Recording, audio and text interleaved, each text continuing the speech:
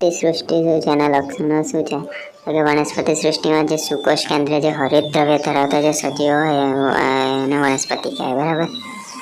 જે કીટ, પક્ષી, વનસ્પતિ જે પરોપજીવી હોય એ ખૂબ જ ઓછા સભ્યો છે અને આંશિક રીતે વિષમપોષી છે, બરાબર. વનસ્પતિ કોષની જે કોષ દિવાલ છે સેલ્યુલોસની બનેલી હોય છે અને કોષો જે હોય હરિતકણ ધરાવતા સુકોષ કેન્દ્રી છે. વનસ્પતિઓના જે જીવન ચક્રો છે એ બે વિશિષ્ટ તબક્કાઓ છે, એક દ્વિકીય બીજાણુજનક ને એકકીય, બરાબર. એકબીજાને એકાંતરે છે. આ ઘટના એકાંતરે જનન કહે છે. ઓકે, આ લોકોને અલગ અલગ ભાગમાં વહેંચવામાં આવે છે. દાખલા તરીકે લીલી વનસ્પતિ છે, પછી બીજવાળું હોય, પછી બીજ વગરનું હોય, એવા બધા વનસ્પતિ.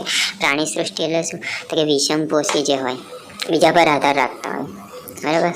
સુકોષ કેન્દ્રીય સજીવોને આ સૃષ્ટિમાં રાખવામાં આવે છે. તે બહુકોષીય હોય છે ને એમાં કોષ દિવાલનો અભાવ એટલે કે હોતું નથી કોષ દિવાલ, બરાબર. પ્રત્યક્ષ અને પરોક્ષ રીતે બીજી વનસ્પતિઓ પર આધાર રાખે છે ખોરાક માટે, બરાબર. એનું પાચન અંતઃગૃહ રચના મતલબ કે અંદર એક રચના હોય છે એમાં થાય છે. પછી તેઓ ચરબી સ્વરૂપે ખોરાકનો સંગ્રહ કરે છે અંદર, બરાબર.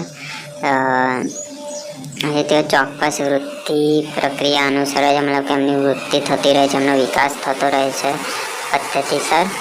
હવે મોટાભાગના પ્રાણીઓ પ્રજનન કરવા સમક્ષ હોય છે. જે નર અને માદા જે મૈથુન ક્રિયા દ્વારા લિંગી પ્રજનન કરે છે. લિંગી પ્રજનન એવી રીતે કરે છે, બરાબર. દાખલા તરીકે જે વિવિધ સમુદાયમાં જે સમાવિષ્ટ જે પ્રાણીઓ હોય છે. ઓકે,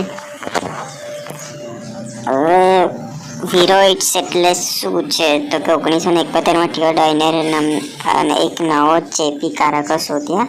વાયરસ કરતાં પણ નાના હતા અને બટાકામાં એ જોવા મળતા હતા, બરાબર. તેમાં મુક્ત આરએનએ જોવા મળે છે. વાયરસમાં હોય તેવું જે પ્રોટીન આવરણ જે કેપ્સિનનો અભાવ હોય છે, બરાબર. આથી તેને થીરોઇડ્સ નામ આપવામાં આવ્યું. જે વિરોઇડ્સના આરએનએનો અણુય ભાર ઓછો હોય છે અને માનવમાં આ રોગ અલ્ઝાઇમર જે રોગ છે આના કારણે થતો હોય છે. પછી લાઇકેન્સ એટલે શું? તો તલસાણે આની શોધ કરી હતી, લીલ અને ફૂગમાં થાય છે. આનો જે અભ્યાસ છે એનો એ કરીએ તો એને લાઇકેન વિદ્યા કહે છે. અને એ કઈ હોઈ શકે? તો કે ભીના અને ભેજયુક્ત જે વસવાટમાં હોઈ શકે છે.